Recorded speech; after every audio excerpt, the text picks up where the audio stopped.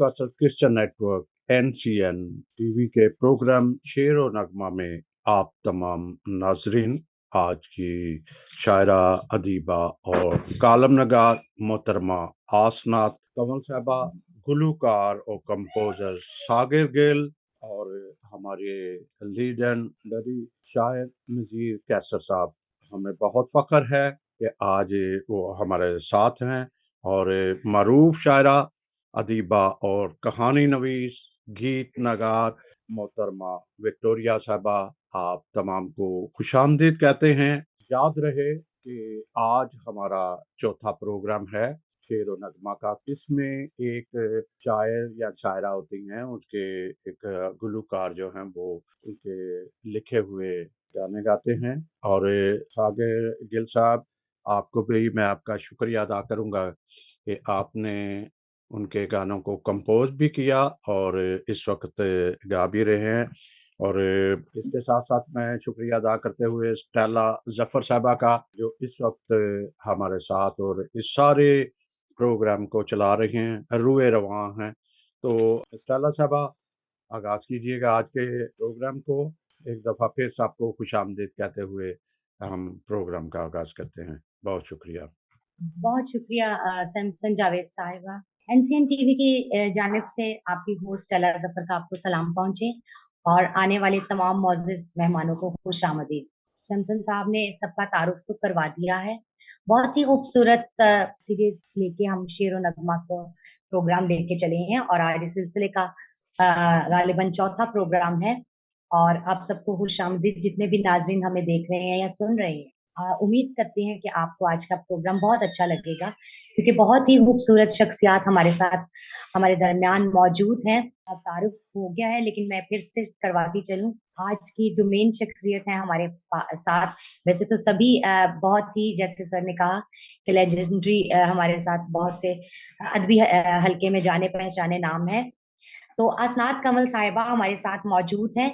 Column नवीस हैं, किसी भी तारुफ की मोहताज नहीं की, मुसन्फा हैं, शायरा हैं, बहुत अच्छा लिखती हैं, बहुत खूबसूरत शख्सियत की मालिक हैं। तो असनात कमल साहिबा, मैं आपको दिल की गहराइयों से खुश आमदीद कहती हूँ। और इसके साथ साथ मैं तारुफ करवाती चली जाऊं। मैम विक्टोरिया पैट्रिक, जो कि एक जानी मानी शख्सियत हैं और तर्जुमा निगार हैं। बहुत अच्छी शायरी करते हैं, इनके गीत जुबानो ज़द पे आम हैं।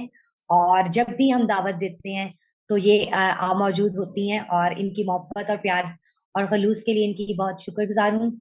और इसके साथ सागर गिल साहब हैं, जो कि जिन्होंने आज इस प्रोग्राम में गीतों के ज़रिए अपनी आवाज़ का जादू जगाना है। और आसनात हाँ बात है। साहिबा के जो जो नगमे हैं उनको सुरों में बिखेरना है। और सागर गिल साहब, मैं आपकी बहुत शुक्रगुजार हूँ कि आपने वक्त निकाला। और आखिर में बताती चली जाऊं, हमारे बहुत ही खूबसूरत शायर नजीर कैसर साहब हमारे दरमियान मौजूद हैं और बहुत अच्छे शायर हैं। और जितनी भी बात की जाए इन पर बहुत कम है, कि इन्होंने बहुत लिखा और बहुत अच्छा लिखा। और इन्हीं का एक शेर मैं पढ़ती चली जाऊं कि दुनिया अच्छी लगती है, रब अच्छा लगता है, अच्छी आंखों वालों को सब अच्छा लगता है। तो वाह वाह। बहुत ही खूबसूरत लिखते हैं और इनकी किताबें शामिल निसाब भी हैं। और आगे मजीद बातों का सिलसिला जारी रहेगा, लेकिन हम अपने प्रोग्राम का बाकायदा आगाज स्टार्ट करते हैं। और सबसे पहले मैं दावत दूंगी आसनात कंवल साहिबा को। कैसा लग रहा है आज हमारे प्रोग्राम शेर नगमा में आके? बहुत अच्छा, बहुत खूबसूरत और बहुत अरसे से प्रोग्राम की धूम सुन रही थी। सैमसन भाई बताते रहते हैं, उन्होंने मदद भी किया, तो बहुत बहुत अच्छा लगा। और आप सबसे मिलके तो और ज्यादा खुशी हुई कि हमारे मुल्क में ऐसे शानदार लोग हैं, ऐसा टैलेंट है, ऐसा काम हो रहा है।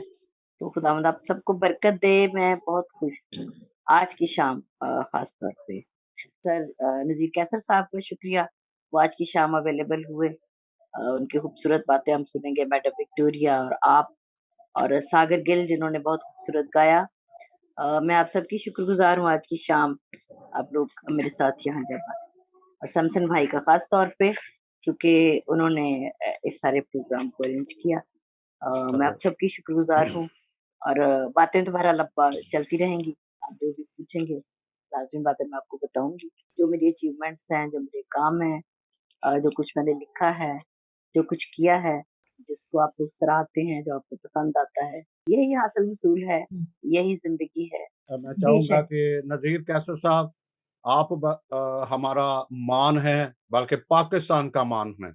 और हमारी ये खुशकिस्मती है कि आज तीनों शख्सियात, वो शख्सियात हमारे साथ शामिल हैं जिन्होंने अपनी ज़हानत, अपने शाहपारों और नगार शाफ़्त के ज़रिए एक बहुत मेन स्ट्रीम का एक बनाया है, अपना एक इमेज बनाया है। और नज़ीर कैसर साहब का एक नदीम अहमद काज़मी, नासिर काज़मी और बड़ी शख्सियत में का एक दायरे में आते हैं। अगर वो कुछ कहे तो फिर आगाज़ करते हैं। जी। बहुत शुक्रिया सैमसन भाई, आपने हमेशा ही इल्म अदब और आर्ट्स के फ़रोग़ के लिए काम किया है और ख़ुसूसन कम्युनिटी का जो टैलेंट है उसको आगे लाने में आपका बड़ा कंट्रीब्यूशन है। और आज ख़ास तौर पे ख़ुसूसी तौर पे जो हम जमा हुए हैं, असनाद कंवल बहुत ही अच्छी लिखने वाली हैं।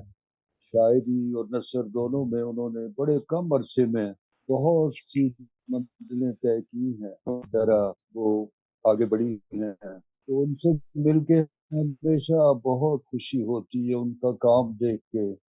और बड़ा हौसला होता है कि कम्युनिटी के इमेज को उन्होंने बड़ा डेवलप किया है। हमारे माजी में तो इतना काम नहीं हुआ, हमारे असातिज़ा जो थे बड़े रवायती किस्म के शायर अदीब थे, लेकिन आज के जिन्हें दिला होता है, नई उम्मीद पैदा होती है, उन्हीं में तो मैं बहुत इनकी कदर करता हूँ कि बहुत अच्छी शख्सियत हैं। लोगों का एहतराम करना, उनको इनकरेज करना और खुशियाँ और मोहब्बत तक़सीम करना, इनकी शायरी में भी यही कुछ है। और आज की शाम हम सब खुशकिस्मत हैं कि इनकी शायरी सुनेंगे। और विक्टोरिया भी मौजूद हैं, वो भी बहुत अच्छी शख्सियत हैं हमारी। और स्टेला बहुत अच्छा प्रोग्राम करती हैं जब भी। और आज हम सागर दील को भी सुनेंगे। उनकी बड़ी तारीफ की है शमसन भाई ने, और शमसन भाई हमेशा सही तारीफ करते हैं लोगों। तो बहुत शुक्रिया, आप शुरू कीजिए, फिर गजल गायकी गायकी पर भी कुछ बात करेंगे साथ साथ। तो पहले एक दो गजलें सुन ली जाएं। बहुत शुक्रिया। विक्टोरिया साहिबा, आप भी आज की हमारी जो रूह रुमा असनाद कमल है, जिनके बारे में आज ये प्रोग्राम हुआ है, आप हो रहा है, और आप भी, मुझे सच पूछे तो समझ नहीं आ रही कि आज कौन मेहमान खास है और कौन वैसे गेस्ट है। लेकिन चूंकि ये एक सिलसिला है जो हमें करना है, और मैम क्या कहेंगी आसनाद जी के बारे में? आप खुद भी बहुत बड़ी शायरा हैं, आसनाद जी भी बहुत अच्छा लिखती हैं, तो क्या कहेंगी इनके बारे में, इनकी शायरी के बारे में, इनकी शख्सियत के बारे में? क्या कहूँगी इनके बारे में? पहले तो बात ये है कि मेहमान जो ख़ास कौन है और आम कौन है, इस परचम के साए तले हम सब एक हैं। हम सब एक हैं। जी, ये बिल्कुल, खुदा का शुक्र सही। है। हुँ, जब मुझे सैमसन साहब ने कहा कि आसनाद के बारे में आपने लिखना है, तो मेरे सामने एक ऐसी शख्सियत खड़ी हुई और मैं सोचने लगी कि इस पे मैं क्या कहूँ? बल्कि मैंने आसनाद से भी कहा था कि मैं आपके बारे में क्या कहूँ? तो मैं समझती हूँ कि आसनाद की शख्सियत जो है एक हमा पहलू शख्सियत है। आप अगर देखें तो आसनाद एक शायरा हैं, आसनाद एक अदीबा हैं, आसनाद एक कालम निगार हैं, आसनाद एक अफ़साना निगार हैं और आसनाद जाने क्या-क्या है। तो जब आसनाद का जन्म हुआ होगा, माँ-बाप ने बड़ा सोच समझ के खूबसूरत सा नाम रखा आसनाद। और जब हम इस लफ्ज़ पे गौर करते हैं, तो ये हज़रत यूसुफ की ये बीवी थी जिन्होंने बड़ी कमाल दानिशमंदी से अपने घराने को सँभाला। और उन्हीं की शख्सियत के सारे पहलू मुझे इनकी शख्सियत में नज़र आते हैं। एक पाकबाज़ और बावक़ार ख़ातून की तमाम तर दानिशमंदाना खूबियाँ मैंने इनमें देखी। वो एक वफ़ादार बीवी हैं, ज़िम्मेदार माँ हैं, अच्छी मुंतज़िम और इसम व मुसम्मा हैं। ऐसे में इतना बुलंद अदबी ज़ौक़ रखना ये इन्हीं का काम है कि ये अदब के मैदान में चौमुखी लड़ रही हैं और अपनी फ़िक्री और फ़नी सलाहियतों से का लोहा जो है वो मनवाती चली आ रही हैं। तो मैंने सोचा कि इनकी फ़नी फ़िक्री जो सलाहियतें हैं उन पे अपने नाचीज़ ख़यालात का इज़हार करूँ। तो जब हम इनकी शायरी को देखते हैं तो उसमें हमें एक ख़ालिसन मशरक़ी औरत नज़र आती है जिसके एहसास और जज़्बात जो हैं वो बिल्कुल जेन्युइन हैं और उनमें एक-एक जो मिसरा है उसमें इनका तजुर्बा और मुशाहिदा झलकता है। वो मेरी चुप से आशना है बहुत, वो मेरी गुफ्तगू समझता है। फिर कहती हैं कि बंदगी तो मुझको रास आ जाएगी, तू खुदा होने से पहले सोच ले। ये मोहब्बत उम्र भर का रोग है, मुब्तला होने से पहले सोच ले। जैसे हम इनकी शायरी को पढ़ते हैं तो इनकी शायरी में हमें ज़िंदगी साँस लेती नज़र आती है। एक इंतहाई सादा अल्फाज और उनमें बड़ी सादगी से दिल की बात कहती हैं। कहानी ख्वाबों से जो चली थी, वो कागज़ों पे बिखर गई है। और उससे आगे चलते-चलते जब हम उनकी मंज़ूमात को देखते हैं, तो उनका अपना ही एक अलहदा रंग है। निगाहें एक चेहरे के सिवा कुछ देखना चाहें, तो सदियों तक फिर आँखों पर अता का दर नहीं खुलता। मंज़र के अंदर दूसरा मंज़र नहीं खुलता। और इंतहाई खूबसूरत ख़्याल इनके इस शेर में मुझे नज़र आया कि छोटे-छोटे लोग तो खुद को झुका कर बच गए, जिस पे रखी थी बड़ी दस्तार वो ही सर गया। हकीकत का रंग हमारे सामने आता है कि अना और गुरूर का अंजाम क्या है। देखा जाए तो इनकी शायरी जो है, जैसा कि अभी नज़ीर कैसर साहब ने कहा कि जदीद दौर की शायरी है। इन्होंने वो रवायत को बरकरार नहीं रखा बल्कि उसके हिसार को तोड़ा और जदीदियत की तरफ रवां-दवां हैं। इन्होंने ख़वातीन के हकूक़ की बात की है और इनके अशआर के आईने में हमें एक माहिर फ़नकार और एक बड़ी सुलझी हुई सच्ची औरत नज़र आती है। हम बहारों का भी एहसान कहाँ लेते हैं, गीली लकड़ी की तरह हैं सुलगने वाले। इतनी खूबसूरत बात कही उन्होंने। जज़्बात और कैफ़ियत से भरपूर शायरी करती हैं। कारी इनकी शायरी से जहाँ महसूस होता है, वहाँ वो जज़्बात के मद्दोजज़र में इनके साथ-साथ उभरता और डूबता है। खुल गई आखिर हकीकत आपकी, प्यार का अंदाज़ कितनी देर तक और वफ़ा की लाज रख लेते तो क्या था, अभी तो दिल के मारे जागते हैं। एक कसक एक ही तमन्ना मचलती है इनके शेरों में और इनकी शायरी में इंसान और वक़्त बुनियादी स्थाई है। वो सामने के मौज़ूआत को नज़्म करते वक़्त पसे गिरदाब रूनुमा होने वाले हवादिस का बाजरा भी रखती है। उनकी एक नज़्म है रस, अंगूर के रस का आखिरी कतरा था, बिल्कुल आखिरी कतरा। उसने होंठों को तो शहद आगे किया, लेकिन पेट कड़वा कर दिया। बिल्कुल ऐसे जैसे अपना लहू पीने वाले सोख्ता तन अपनी हड्डियों के पिंजर में अपनी रूह तलाश कर। एक ऐसा मंज़र जैसे-जैसे आप लफ्ज़ों में उतरते हैं, वो आपके सामने अपनी असलियत लेके आता है। एक इनकी छोटी-सी नज़्म है मैं, काश कभी तुम इतना कह दो, कौन हो तुम? और मैं सदियों इस बात पे सोचूँ, कौन हूँ?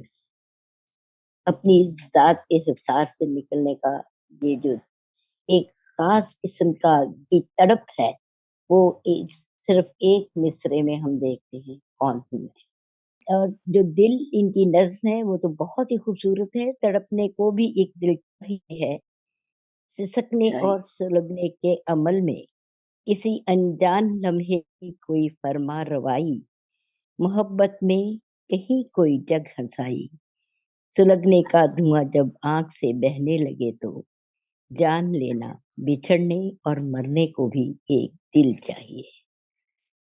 इन्होंने बहुत सी नसरी नज़में लिखी हैं और उनको पढ़ने से फहम इदराक के दरवा होते हैं। ये नज़में कारी को पूरी तरह अपनी गिरफ्त में लेती हैं। इनकी नज़मों के उन्वानात अछूते और बसीरत अफरोज हैं।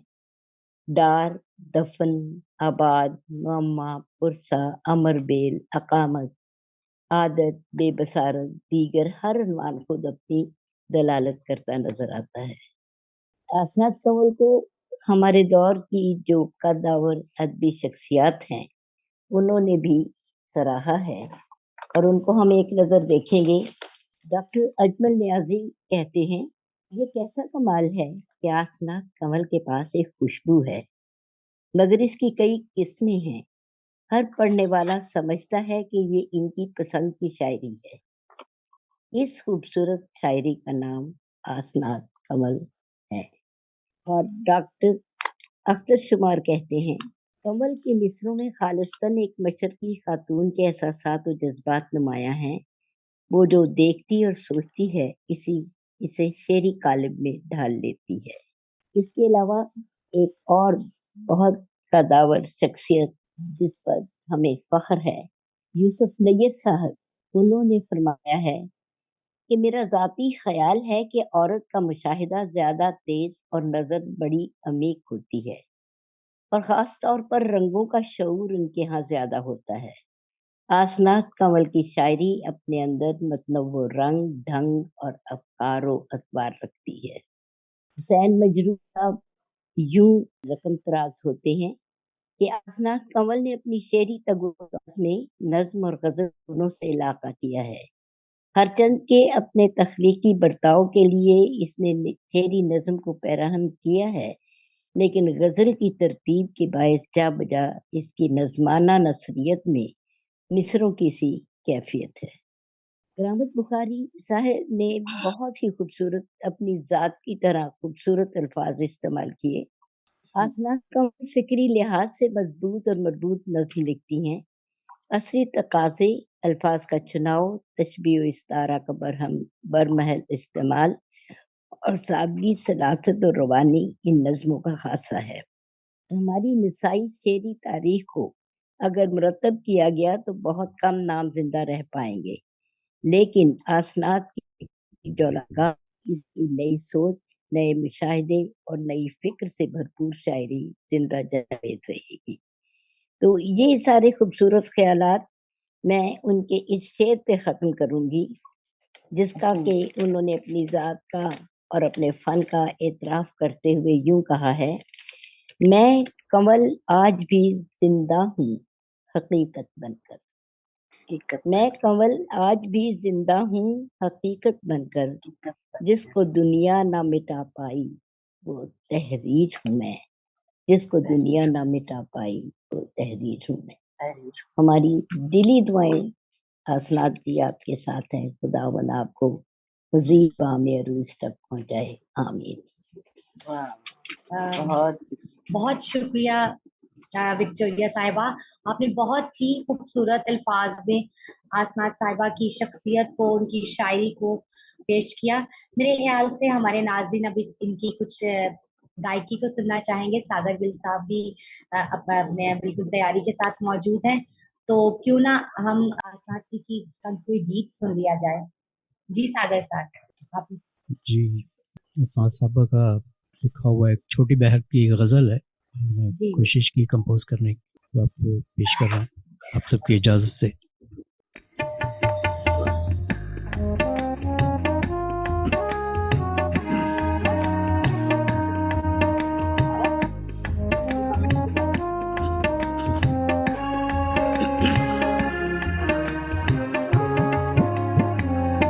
दर्द कहानी रहने दे, दर्द कहानी रहने दे, आँख में पानी रहने दे, दर्द कहानी रहने दे, आँख में पानी रहने दे।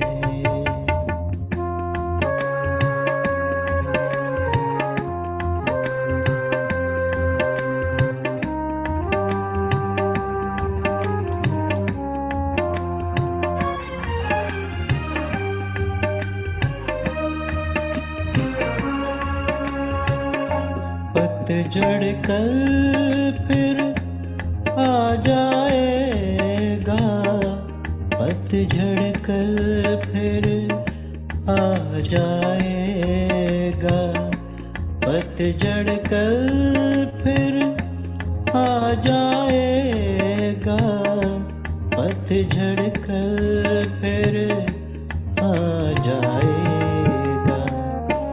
आज जवानी रहने दे, आज जवानी रहने दे, आँख में पानी रहने दे। दर्द कहानी रहने दे, आँख में पानी रहने दे।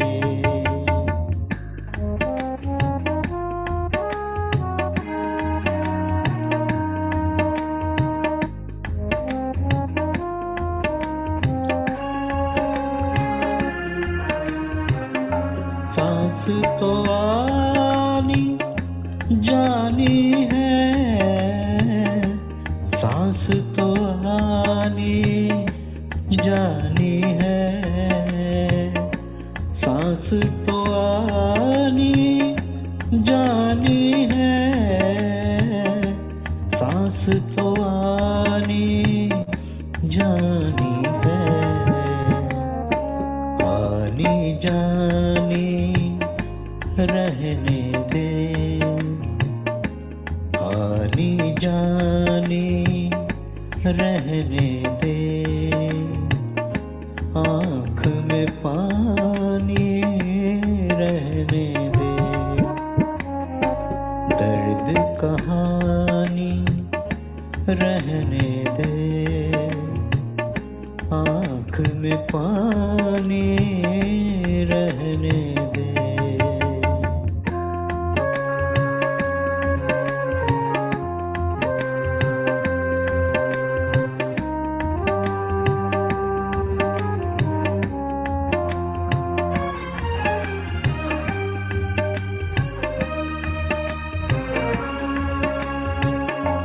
वक्त के बोझ दरिया में, वक्त के बोझ दरिया में, वक्त के बोझ दरिया में, वक्त के बोझ दरिया में। एक वीरानी रहने दे, एक वीरानी रहने दे, आँख में पानी रहने दे। दर्द कहानी रहने दे, आँख में पानी रहने दे। आँख में पानी रहने दे, दर्द कहानी रहने दे। बहुत ही खूबसूरत गजल, बहुत ही खूबसूरती से गाया, और यकीन माने मैं खुद भी झूम रही थी। और वो कहते हैं ना कि शायरी जो दिल के तारों को छेड़ जाए, तो ऐसी ही बात थी। साथ साहिबा, मुझे ये बताएं कि कब पता चला कि आपके अंदर एक शायरा, एक लिखारी मौजूद है? कुछ याद है? ये खुदादाद चीजें होती हैं, खुदा की तरफ से वदीयत होती हैं।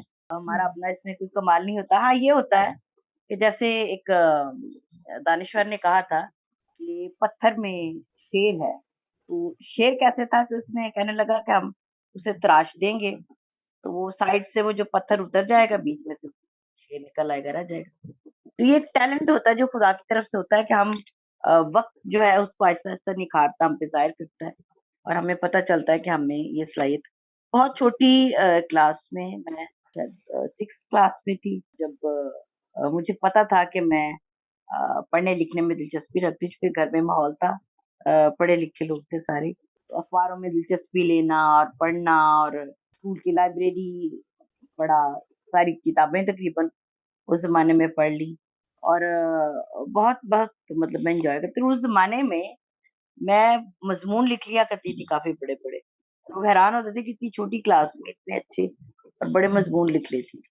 मुझे पता नहीं था कि आगे चल के मुझे एक राइटर बनना है या एक शायरा बनना है, लेकिन मेरी दिलचस्पियाँ उस वक़्त भी इन चीज़ों के साथ थी। तो 8वीं क्लास में फिर स्कूल में बज़्म अदब एक चीज़ निखारती थी उस ज़माने में, तो पता नहीं स्कूलों में शायद नहीं होती, लेकिन हमारे ज़माने में ये चीज़ थी।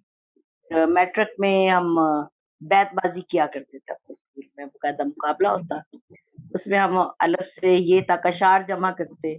तो ये जमा करते-करते अशार से, शायरी से, गीतों से, नग़्मों से, ग़ज़लों से वो दिलचस्पी पैदा होती गई। पहली नज़्म जो थी वो मैंने मैट्रिक में लिखी थी, और लेकिन अब मुझे याद नहीं कि वो क्या क्या लिखा था।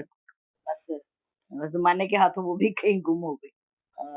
फिर उसके बाद जब मैट्रिक मैंने कर लिया अपने गाँव से, तो फिर लाहौर जब हम शिफ्ट हो गए, यहाँ फिर पढ़ाई का सिलसिला भी आगे चला। फिर मुझे राइटर्स भी मिले, दोस्त मिले, शायरी को जिला मिली, प्रोग्रामों में आना-जाना शुरू हुआ, तो मुझे पता चला कि शायरी क्या होती है और ये भी कि इसको सीखना चाहिए, और इसको आगे बढ़ने के लिए, सलाहियत को निखारने के लिए मुझे पढ़ना चाहिए, मुझे अच्छे राइटर्स के साथ लिखना भी चाहिए। बहरहाल ये चीज़ें साथ-साथ चलती गई, तो वक़्त लगता है हर एक चीज़ को पॉलिश होने में, बिल्कुल। और फिर तो खुदा का शुक्र है, एक वक़्त ऐसा आया जब मेरी शादी के बाद मेरे हस्बैंड ने मेरी पहली किताब छापी, मतलब सारी मेरी शायरी को जमा किया और किताबी सूरत दी, और उसकी तकरीब उन्होंने करवाई, और उसमें हमारे मुल्क के बहुत बड़े-बड़े और नामवर लोग तशरीफ़ लाए। तब मुझे पता चला कि मैं वाक़ई कुछ कर सकती हूँ। कोई सिलसिला तो है मेरे साथ कि खुदा ने मुझे बिल्कुल। सलाहियत दे रखी है। फिर मैंने मुड़ के नहीं देखा, और जो-जो कुछ मैं कर सकती थी, जो-जो कॉलम निगारी की, फिर इस उसके बाद अफ़साना लिखना बिल्कुल। शुरू किया। अब नॉवल लिखे हैं, 2-2 नॉवल भी लिखे मैंने, नॉवलेट लिखे काफ़ी सारे। तो ये चीज़ें चलती जा रही हैं, 5 किताबें ये छप सिलसिला चुकी हैं चलता मेरी। जा रहा है, बिल्कुल। चलता जा रहा है, और हम और जब तक ज़िंदगी बिल्कुल, है, चलता और रहेगा। हम दुआगो हैं कि ये सिलसिला यूँ ही चलता रहे, और ना सिर्फ़ आप और आने वाली जो, ख़ास तौर पर मैं ख़वातीन की बात करूँगी, क्योंकि हमारे यहाँ अगर हम मसीही कम्युनिटी में देखें, तो हमारे यहाँ लिखने वाले तो अभी काफ़ी तादाद में हैं, लेकिन लिखने वालियाँ ज़रा कम हैं। वो कि अब बहुत हुँ, अच्छी हुँ। आती जा रही हैं ख़वातीन, तो हम ज़रूर चाहेंगे आपसे और मैम विक्टोरिया से कि हम सब आप हमारी सरपरस्ती करती रहें, और इसी तरह ये सिलसिला ताकि जारी रहे, और आप हमारे असातिज़ा में शामिल हैं।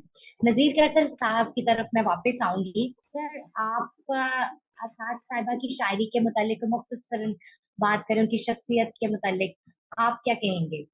फिर उसके बाद हम सागिर साहब से एक और गज़ल सुनेंगे। जी, ये जो गज़ल अभी मैंने सुनी बहुत अच्छी लगी।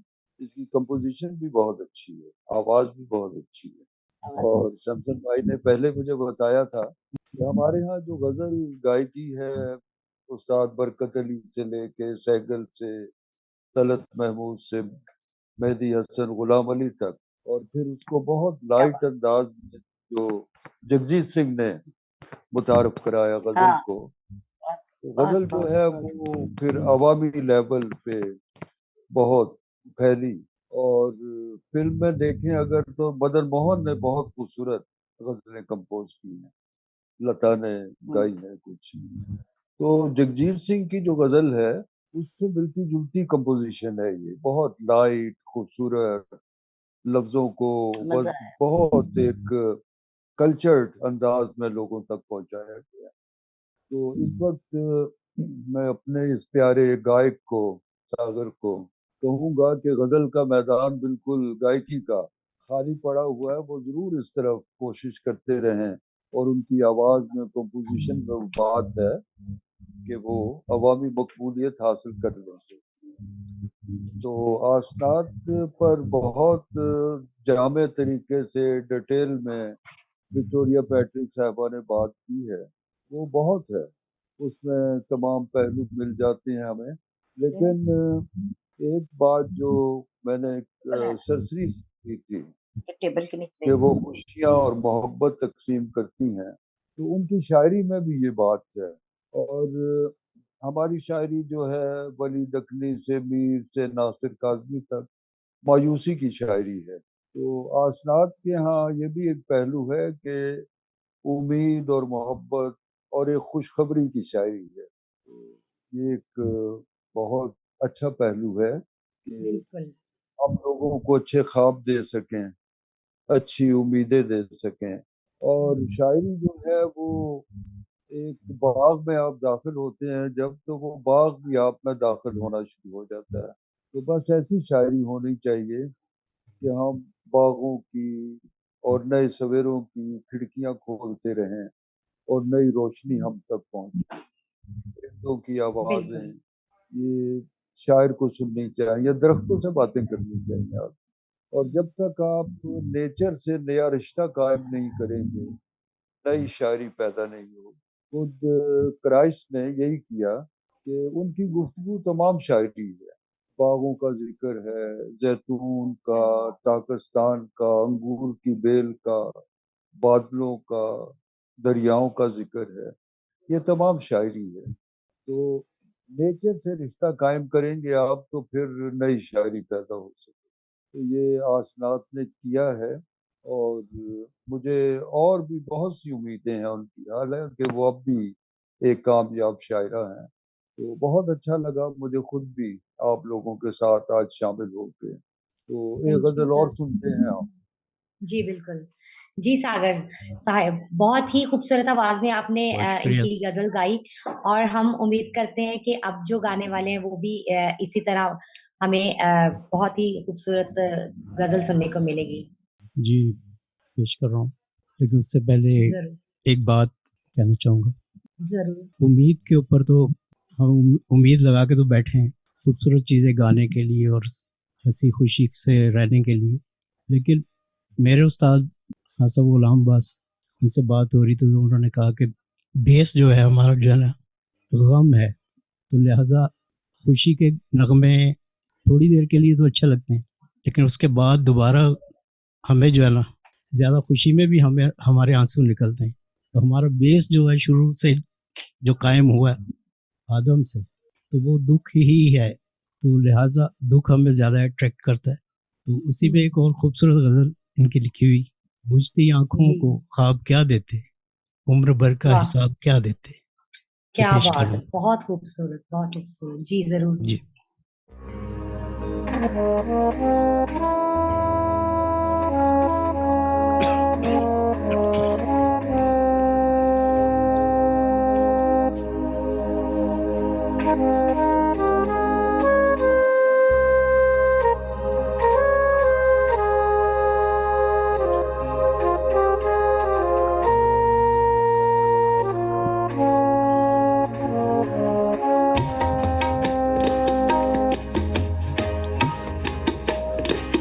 बुझती आँखों को ख्वाब क्या देते, बुझती आँखों को ख्वाब क्या देते,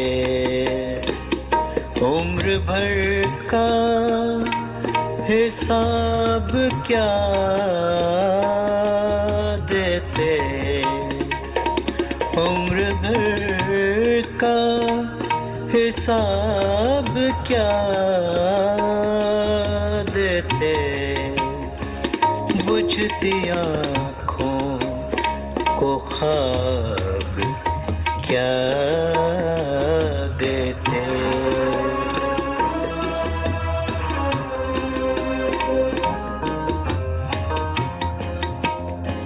हाथ आए है राख ख्वाबों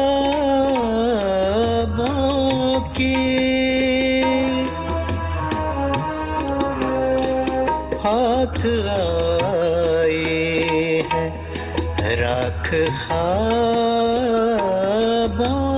की चश्मे तर को अज़ाब क्या देते चश्मे तर को अज़ाब क्या देते उम्र भर का हिसाब क्या देते बुझती आँखों को ख्वाब क्या देते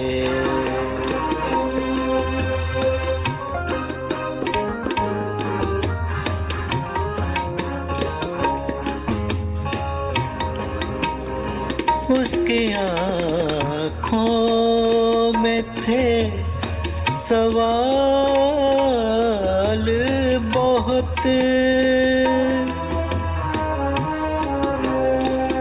उसकी आँखों में थे सवाल बहुत जानते थे जवाब क्या देते जानते थे जवाब क्या देते उम्र भर का हिसाब क्या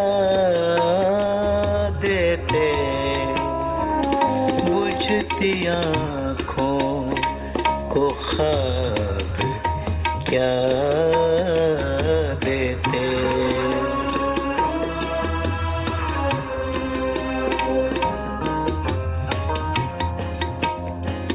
वो कंवल खुद सरापा खुशबू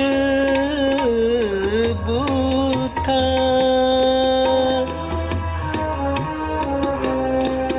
वो कंवल खुद सरापा खुशबू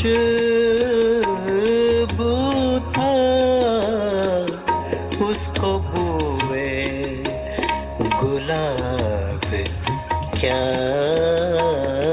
देते उसको बुए गुलाब क्या देते उम्र भर का हिसाब क्या देते बुझती आँखों को ख्वाब क्या देते जी, बहुत खूबसूरत बहुत बहुत खूब शुक्रिया। कैसर साहब आप तो खुद भी हमने सुना आपको गाते हुए भी तो आप बड़ा खूबसूरत गाते हैं और जिस तरह आपने तबसरा भी किया पहले कि गायकी कैसी होती है काफी खूबसूरत किया मैं थोड़ा सा आपसे पूछना चाहता हूँ फिर आसना से भी पूछेंगे कि हमारी जो एक मसीह कम्युनिटी गो के आप एक नेशनल सतह के हैं लेकिन हमारी कम्युनिटी में जो एक शायरी का आप कैसे देखते हैं कि हमारी कम्युनिटी में शायरी इस वक्त किस लेवल में है जी मैंने पहले भी कहा था कि इस वक्त बहुत ही उम्मीद है बहुत ही नई बशारत मिली है शायरी में जमील सराज है कोहाट में आफताब जावेद है यहाँ आसनाद तो हैं ही हैं आज जिक्र उनका प्रोग्राम भी उनका है और बहुत से नए लिखने वाले गुल परवेज हैं सियालकोट में 3-4 बहुत अच्छे लोग हैं तो अब बहुत ही बेहतर सूरत हाल है अच्छा, एक बात मैं करना चाहता हूँ सागर ने की गम और खुशी की बात तो गम जो है जिंदगी की बुनियाद है ठीक है गौतम बुद्ध की तो फिलॉसफी यही है जीवन दुखम दुखम तो जबरान खलील जैसे बंदे ने भी कहा कि जिसके साथ आप हंसते हैं उसको तो भुला देंगे जिसके साथ रोते हैं उसे कभी नहीं भुला सकते। हम्म, तो ये अपनी जगह एक हकीकत है। लेकिन वो कहते हैं, जबरान ने कहा था कि बिछड़ने का दिन ही मुलाकात का दिन होता है। तो जैसे क्राइस्ट ने कहा कि मरना ही मौत जिंदगी है, तो गम जो है वो बजाते खुद एक खुशी, एक जमाल उसमें है। तो ये एक अलग फिलॉसफी है, इस पे फिर कभी बात की जा सकती है। गुलाम अब्बास साहब बहुत बड़े सिंगर हैं और मैं खुद बड़ा उनका कायल हूँ। तो मैंने मायूसी की बात की है, दुख की बात नहीं की। बहुत से दुख ऐसे हैं जो आपको उम्मीद दिलाते हैं। जैसे यसु की सलीब जो है वो मुस्तकिल दुख नहीं है, एक नई जिंदगी की खुशखबरी है। तो इस वक्त जैसे ये सिंगर हमारे सागर बड़े अच्छे हैं और ये मजीद रियाजत करेंगे, आगे बढ़ेंगे, कंपोजिशन बड़ी अच्छी करते हैं, लाइट है, और ये अरेंजमेंट जिसको कहते हैं ना म्यूजिक में, वो भी अच्छा करते हैं। म्यूजिक जो इन्होंने बनाया है वो भी बड़ा खूबसूरत है। और अगर ये तो हम सुन रहे हैं इस तरीके से, अगर रिकॉर्डिंग हो तो ये इसका रिजल्ट और बेहतर होगा।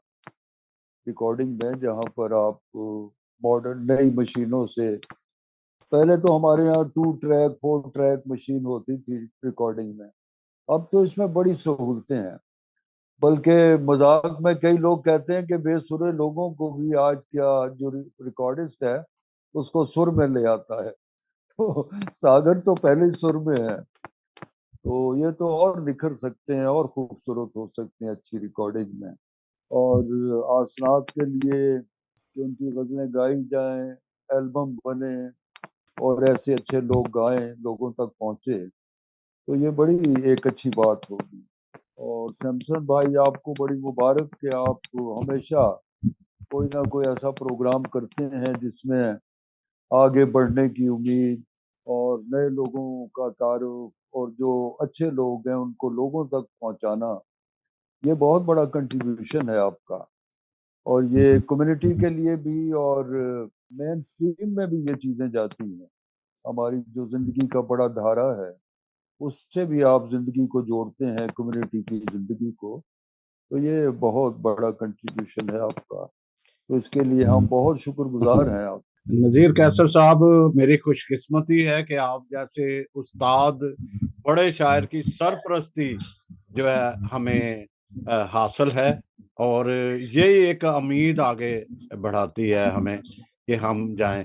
तावन एक सरपरस्ती बहुत ज़रूरी है। जैसे हमारी आपी विक्टोरिया पैट्रिक और आप जब भी बुलाया आप आए, और हमें एक उम्मीद, नई उम्मीद की किरण हमारे अंदर एक उजागर की आपने। तो बहुत शुक्रिया आपका जी। हालांकि ऑनलाइन आजकल मैं आता नहीं, जी, लेकिन बहुत दोस्त हैं जिनको इनकार नहीं करता, वो उनमें आप। बहुत शुक्रिया, बहुत शुक्रिया आपका। जी, स्टेला साहबा, इनसे हम आसनाद साहबा से पूछते हैं, फिर नेक्स्ट गजल अगली जो तैयार की है वो सुनते हैं। जी, तो बहुत ही अच्छी शायरी और बहुत ही अच्छी गायकी। आज का प्रोग्राम शेर और नगमा बहुत ही मैं तो बहुत ही महजूज हो रही हूँ, और मुझे पूरी उम्मीद है कि हमारे नाज़रीन सुनने वाले भी बहुत महजूज होंगे। लेकिन ये रवायत है, दुनिया का दस्तूर है कि वक्त कम होता है, बातें बहुत ज्यादा होते हैं। प्रोग्राम हमने बहुत से, कुछ शामिल कर सकते हैं, लेकिन हमारा प्रोग्राम का वक्त इस बात की इजाजत नहीं देता।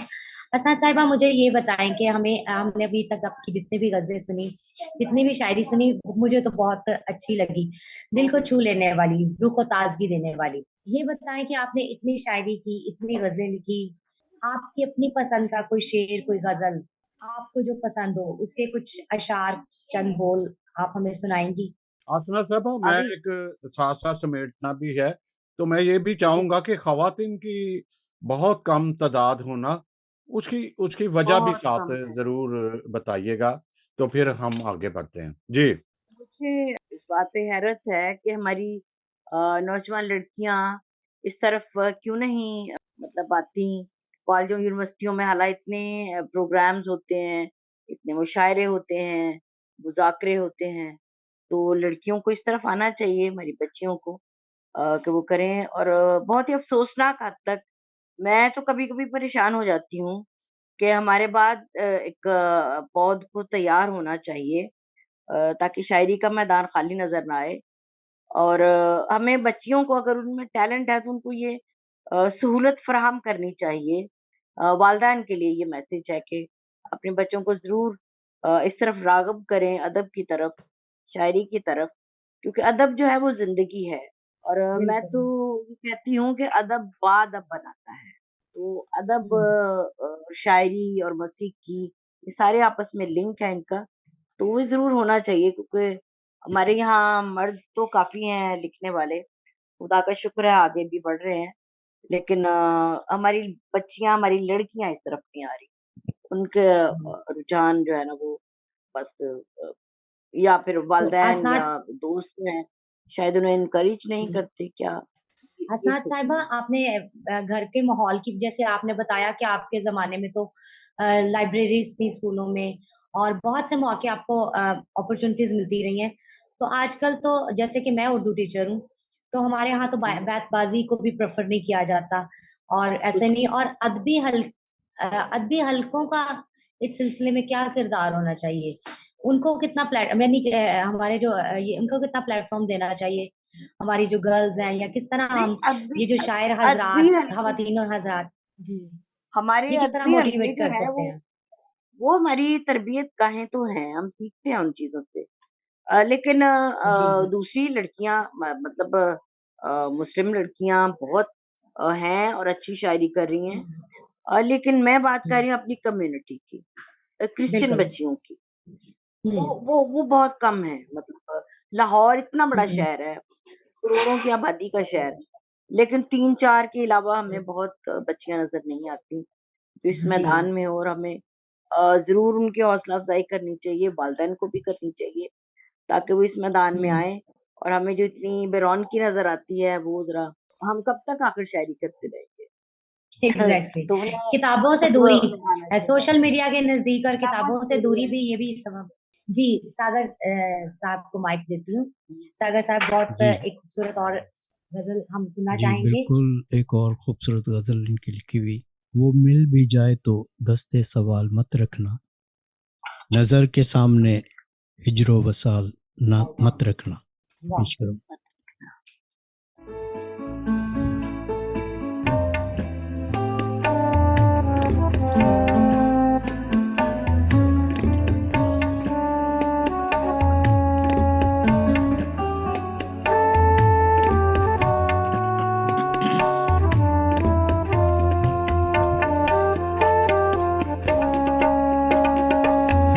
वो मिल भी जाए तो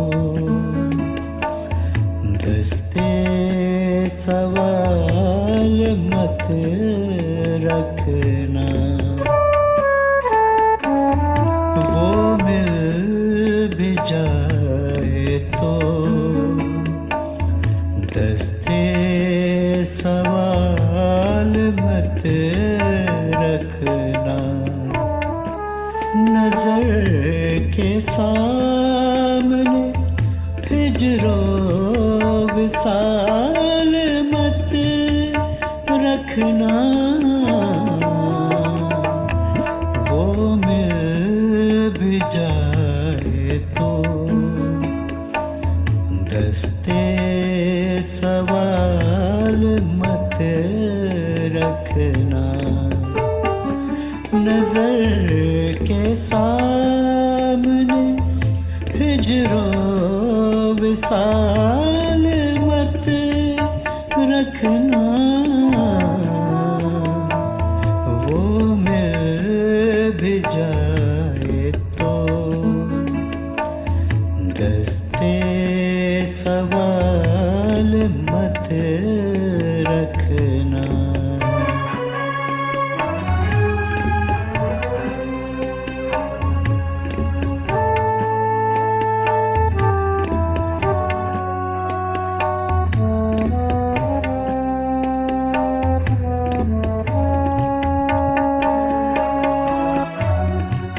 कभी कभी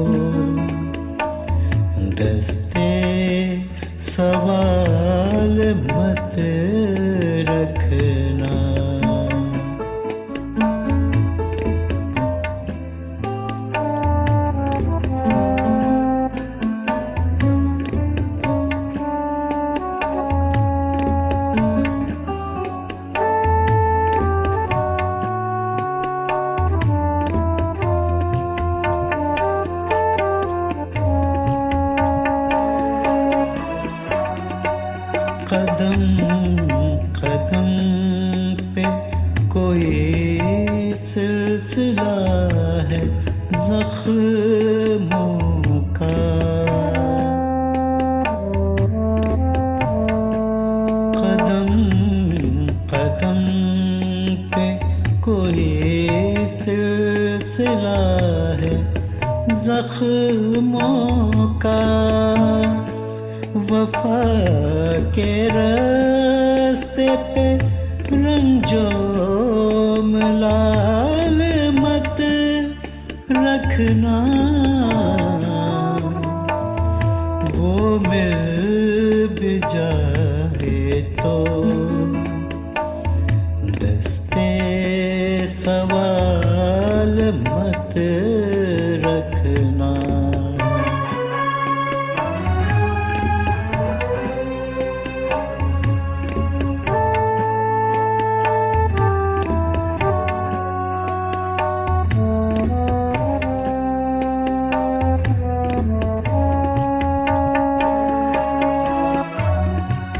फकीर ज़ादों की झोली में कब सखावत है।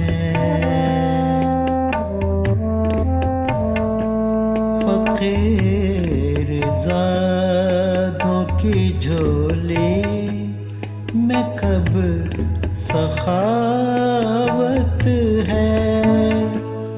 नजर के सामने पानी की ढाल मत रखना, वो मिल भी जाए तो दस्ते सवाल मत रखना। नजर के सामने हिजरो विसाल मत रखना, वो मिल भी जाए तो दस्ते सवाल मत रखना। जी, बहुत खूबसूरत, बहुत बहुत शुक्रिया। खूबसूरत शायरी भी और गायकी भी खूबसूरत है। तो साला हम विक्टोरिया पैट्रिक साहब से कोई तबसरा लेते हुए आगे बढ़ते हैं। जी मैम, जैसे कि मैंने आगे बात की थी, एक तो प्रोग्राम के हवाले से आपने और अस्ताद जी के बारे में आपने बहुत ही खूबसूरती से इनकी शख्सियत और शायरी का जिक्र किया। तो जाते जाते जरा आजकल की खवातीन के बारे में भी जी, आपसे ये भी पूछूंगी कि आजकल जो खवातीन है, जैसे प्रिया ताबिता का नाम लिया, फिर जरी जी, मुनव्वर हैं, बहुत अच्छी शायर हैं। जी, तो आप इन सब के बारे में, मनाज के बारे में कुछ थोड़ा सा, ताकि वो भी हमारा प्रोग्राम जब देखेंगी सुनेंगी तो उनको भी हौसला अफजाई हो। हुँ। उनके बारे में भी कुछ आप बताती चली जाएं, और नए लिखने वालों के लिए भी कुछ मैसेज, खवातीन के लिए, मैं स्पेशली मसीही लड़कियों की बात कर रही हूँ। और आज का स्टेला प्रोग्राम आपको जी, कैसा लगा? आज का प्रोग्राम मुझे बहुत अच्छा लगा। बहुत ही महदूद भी था और वसी भी था। चंद लोगों के साथ गुफ्तगू में बहुत कुछ हासिल हुआ।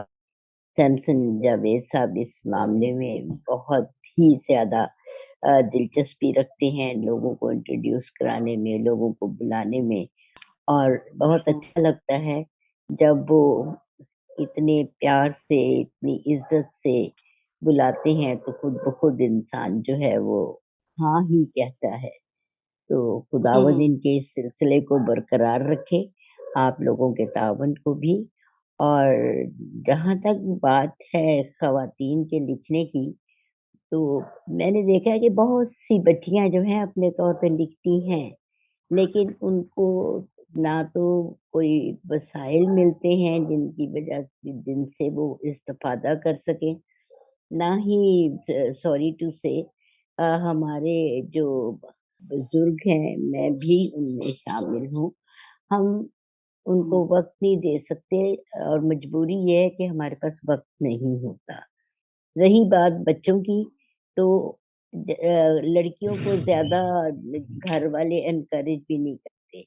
जिन खवातीन के साथ कोई सपोर्ट होती है वो आगे निकल जाती हैं। आसनाथ के हस्बैंड को देखें कि जितना वो ताउन करते हैं, तो ये मानने वाली बात है कि उनके ताउन ही की वजह से वो आगे बढ़ी हैं।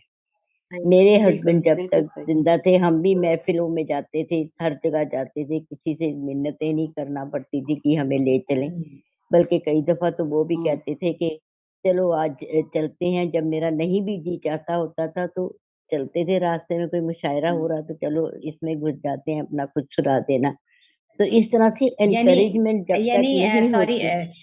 हाँ मैं कहना चाह रही हूँ यहाँ पे ये बात भी है यहाँ कि जैसे कामयाब मर्द के पीछे औरत का हाथ होता है, तो कामयाब औरत के पीछे भी एक मर्द का होना लाजमी हाँ, है, मर्द अदरवाइज का औरत कामयाब नहीं हो सकती। नहीं, ये हाथों में हाथ डाल के इकट्ठे चलने वाली बात होती है, आगे पीछे वाली बात जी नहीं होती। और हाँ ये भी है। दूसरी बात ये है कि आप भी लिखती हैं, आपको भी ऐसी बहुत से मसाइल हैं कि आप नहीं जा सकती बिल्कुल ऐसी महफिलों में जिनकी अभी बात हो रही थी कि ये जो हमारे अदबी हाँ हलके हैं उसमें हमारी हल्के हैं, खवातीन क्यों बिल्कुल नहीं बिल्कुल ऐसा ही है, ऐसा ली ही है। जाती। एक वक्त था जब मैं हर हलके की मेंबर थी, अब ये वक्त है कि मैं कहीं भी नहीं जा सकती क्योंकि मेरे साथ कोई जाने वाला नहीं है। तो इस नौजवान माहौल को देखते हुए वालिदैन वैसे ही उनको एनकरेज नहीं करते। लेकिन बात वही है कि जिस पौधे को फूटना होता है वो पत्थर में से भी फूट निकलता है। तो खुदा का हाँ, किसी न किसी मरहले पे आके उसको खुदा ने उस मुकाम पर पहुंचाना ही होता है। लेकिन मैं अपने असातिज़ा कराम से कहूंगी कि अगरचे मजबूरियां हैं और हमारे पास वक्त भी नहीं होता और बच्चे भी इतनी दिलचस्पी नहीं लेते, लेकिन हमें कोशिश करनी चाहिए कि अगर हमारे पास कोई आता है तो उसको हम ये ना कहें तू नहीं लिख सकता, छोड़, शायरी वारी तेरे बस की बात नहीं, बल्कि उनको हम समझाएं कि शायरी क्या है और इनकरेज करना, अगर उसमें टैलेंट है तो उसकी खामियों को दूर करने के लिए उसको मशवरे दें बजाय लकीर लगाने के। तो कई बच्चे जो है इस तरह से पीछे हट गए हैं। तो खुदावन हम सबको तौफीक भी दे, जज्बा भी दे, बच्चों में भी वो शौक जो है उनका बरकरार रहे, तो वो कहीं ना कहीं खुदा वो अपना उनका जो अंदर का टैलेंट है वो उभर कर सामने आ ही बिल्कुल जाता है। आमीन आमीन आमीन। हम अपने मुस्तकबिल से मायूस नहीं बल्कि पुरुमीद हैं। बहुत शुक्रिया, बहुत ये शुक्रिया। पहला दूसरा आखिरी गीत सुनते हैं हाँ? जी जी जी सागर सर। बिल्कुल हासिले गजल जो आज की वो पेश खिदमत है, जो वो मुझे है भी काफी मेरा ख्याल पसंद है है। बड़ी खूबसूरत आपने उसको कंपोज किया। जी बड़ी जैसे जैसे आगे गई आगे शायरी और जी ज्यादा मजबूत कह लें निखरती गई है, बिल्कुल, बहुत निखरती खूबसूरत गजल लिखी हुई चले कि तन्हा होने से पहले सोच ले, बेवफा वाह होने से पहले सोच ले। वाह वाह। पेश खिदमत।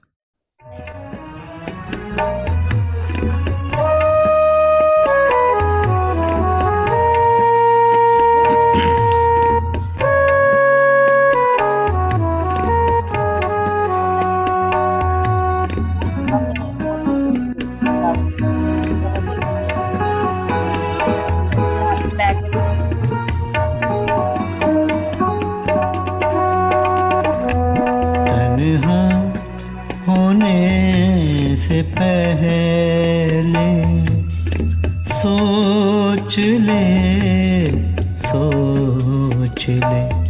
तन्हा होने से पहले सोच ले, सोच ले।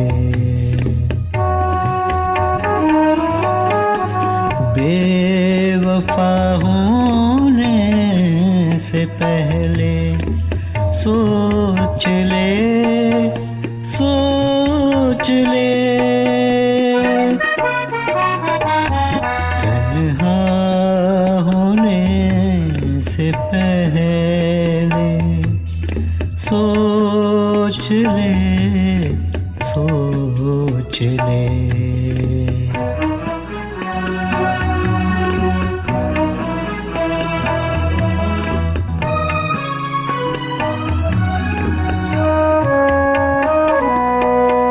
बंदगी मुझको तो रासा जाएगी,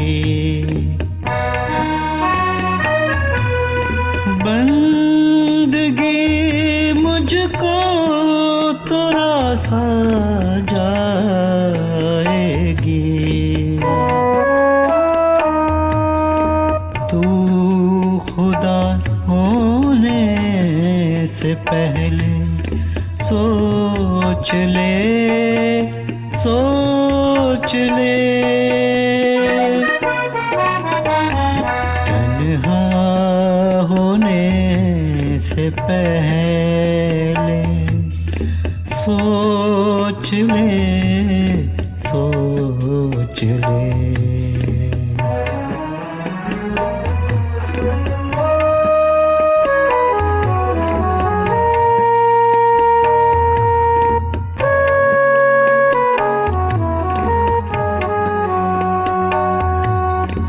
ये मोहब्बत उम्र भर का रोग है,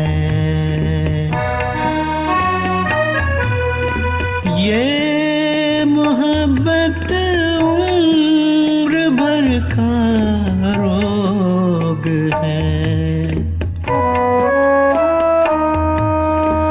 मुब्तला होने से पहले सोच ले, सोच ले।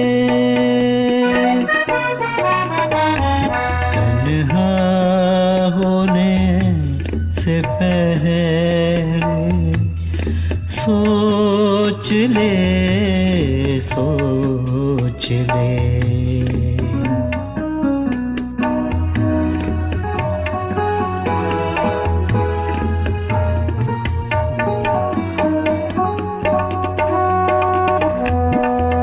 जिंदगी एक साज है लेकिन कमल, जिंदगी एक साज है लेकिन कमल। बेसदा होने से पहले सोच ले, सोच ले। तन्हा होने से पहले सोच ले, सोच ले। बेवफा होने से पहले सोच ले, सोच ले। तन्हा होने से पहले सोच ले, सोच ले। बहुत बहुत ही शुक्रिया। खूबसूरत गजल। बहुत खूबसूरत सागर, आपको भी हम दाद देते हैं। गीत दो गजल की ये खूबसूरत शाम बस अब अपने एख्तिताम को पहुंचने वाली है, और उम्मीद है कि हमारे नाज़रीन, हमारे जितने भी लिसनर्स हैं, सबको ये सिलसिला शेर और नगमा का जो हमने शमसन जावेद साहब ने शुरू किया है, इसको आगे बढ़ाएंगे, और उम्मीद करते हैं कि आइंदा एक और खूबसूरत शायर या शायरा और एक खूबसूरत गायक के साथ हम हाजिर होंगे। सागर साहब की बहुत शुक्रगुजार हूँ। उन्होंने बहुत खूबसूरत गजलें गाई हैं, बड़ी अच्छी उनकी तर्जें बनाई हैं। बहुत शुक्रिया, उन्होंने बहुत मेहनत की, इसके लिए मैं उनकी बड़ी शुक्रगुजार हूँ। आपकी बहुत शुक्रगुजार हूँ, आपने इतना अच्छा शानदार और खूबसूरत प्रोग्राम पेश किया। और स्टेला साहिबा तो क्या बात है, बहुत अच्छी कंपेयरिंग करती हैं, बहुत शानदार उन्होंने बहुत गुफ्तगू की। शुक्रिया। और मैडम विक्टोरिया तो खैर क्या बात है, उनके बारे में कुछ कहना तो वैसे ही सूरज को चिराग दिखाना है। और इतनी खूबसूरत उन्होंने बातें की और इतना अच्छा मज़मून लिखा, तो मैं हैरान रह गई। मैंने कहा ये कहाँ छुपी हुई थी, तो हम तो मोहब्बत ही करते रहे, मुझे पता नहीं था मेरे बारे में इतना अच्छा मतलब सोचती हैं। तो अब जो कुछ उन्होंने लिख रखा है वो तो खैर मैं उनसे हासिल कर ही लूंगी अब।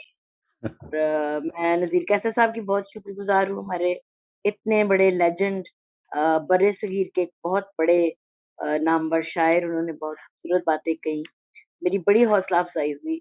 ये चीजें, ये बातें हमको आगे बढ़ने के लिए बड़ी ज़रूरी हैं और ये हमारे जिस्म में साँस की तरह हैं। इसलिए मैं आप सबकी शुक्रगुज़ार हूँ। आप लोगों ने मौका दिया आज मेरे साथ ये वक़्त गुज़ारा और मेरी शायरी सुनी और मुझे सराहा और ये सारी आपकी सारी मोहब्बत के लिए, सारी कदर, सारी तवज्जो के लिए मैं आप सबकी बहुत शुक्रगुज़ार हूँ। जी, बहुत शुक्रिया। स्टेला साहबा कुछ कहना चाह रही हैं? आखिर में मैं यही कहूँगी कि सैमसन साहब आपकी तारीफ़ करना चाहूँगी कि बहुत ही खूबसूरत प्रोग्राम, बहुत ही मज़ा आया मुझे करते हुए भी और सुनते हुए तो मज़ा आया ही है। तो इस तरह के प्रोग्राम होने चाहिए और हमारे नाज़रीन को, हमारे लिसनर्स को पता चलना चाहिए कि हमारे यहाँ भी कितना टैलेंट मौजूद है। गो के वैसे भी पता है, ये तो नामवर शख्सियत है और बहुत ही अच्छा प्रोग्राम आप हमेशा एक अलग चीज़ को लेके आते हैं और आपके वसीले से, आपके प्रोग्राम्स के वसीले से बहुत कुछ सीखने को मिलता है और बल्कि ये ट्रेंड जो आप शुरू कर देते हैं, फिर इसको दूसरे लोग भी फॉलो करते हैं फॉलो और ये बड़ी अच्छी बात है, कोई पायनियर बने। जी, जी। तो शेर और नगमा जैसा खूबसूरत प्रोग्राम और मेरे ख्याल में ये सिलसिलावार प्रोग्राम है। आज मैंने इस सिलसिले में पहली दफ़ा इसमें मेज़बानी की है और उम्मीद है कि आइंदा भी इसी तरह होता रहेगा। जी। जी, स्टेला साहबा आप खुद भी शायरा भी हैं और घर में भी मौसीकार भी आपके मौजूद है। ज़फ़र इकबाल बहुत अच्छा गाते, कंपोज़ करते हैं, बड़े अच्छे। विक्टोरिया साहबा आपकी सरपरस्ती ही हमें अच्छे प्रोग्रामों की तरफ लेके जाती है। हमेशा मैं आपके साथ मशवरा भी करता हूँ। आप एक अच्छे-अच्छे हमें लोग भी उनसे कॉन्टैक्ट करवाते हो। तो सागिर बड़ा मुश्किल होता है कंपोज़ करना, फिर उसके मज़ाज को समझना और टाइम देना, ख़ास टाइम देना। आपने वक़्त दिया और काफ़ी देर से बनी हुई थी, लेकिन वही है कि वक़्त जो मंज़ूर होता है ऊपर वाले को, उसी हिसाब से हमने सागिर साहब बहुत अच्छा गाते हैं, बहुत अच्छा। हाँ जी, बहुत बहुत आपको आप सबकी सलामती चाहते शुक्रिया। हैं कि आपको और अक्ल और दानिश दे। अगर सागर कुछ कहना चाह रहे हो तो हम सबसे इजाज़त लें। जी। बहुत बहुत शुक्रिया अदा करना चाहता हूँ क्योंकि इतनी अच्छी गज़लें मुझे वाक़ई में बहुत पसंद आई थी और मैंने समझे कि चलें, दिन रात बैठ के फिर रातों को ही खैर मैंने की कंपोज़िशन है और वाह! म्यूज़िक सोचा, सो नाइस, सो अच्छा, नाइस। अच्छा है, बहुत-बहुत बस देर के लिए माज़रत। चलें बहुत और आसमा साहबा आपके लिए बहुत सारी विशेज़, बहुत सारी नेक तमन्नाएँ आपके साथ हैं कि खुदा बहुत आपको कायम दाम रखे और सलामत आमीन। रखे, सेहत, विज़डम दे और आगे आप मज़ीद करते रहे। वो जैसे कहते बहुत हैं ना, आपका ये है कि जिस महफ़िल में आप नहीं होती, वो महफ़िल नहीं सजती और बहुत शुक्रिया, बहुत बहुत और स्टेला साहबा आपने बड़ा खूबसूरत प्रोग्राम को आगे बढ़ाया, आपका भी शुक्रिया। इसी तरह थैंक यू सर। आप ही का भी मैं विक्टोरिया पैट्रिक साहबा का भी शुक्रिया अदा करता हूँ। फिर दोबारा ब्लेस और यू। दुआ गो हूँ कि आपको सेहत की बहाली आमीन, और आमीन, आमीन। लंबी आमीन, उम्र दे। बिल्कुल। इसी तरह नज़ीर कैसर साहब हमेशा जब भी उनको कहा वो हमारे साथ आए हैं, उनका बहुत शुक्रिया और नाज़रीन आपका भी बहुत शुक्रिया, आपकी फीडबैक बहुत अच्छी आती है। Thank you so much. खुदा आप सबका हामी नासिर हो। बहुत शुक्रिया। Thank you, thank you. God bless you. बहुत गॉड शुक्रिया। ब्लेस।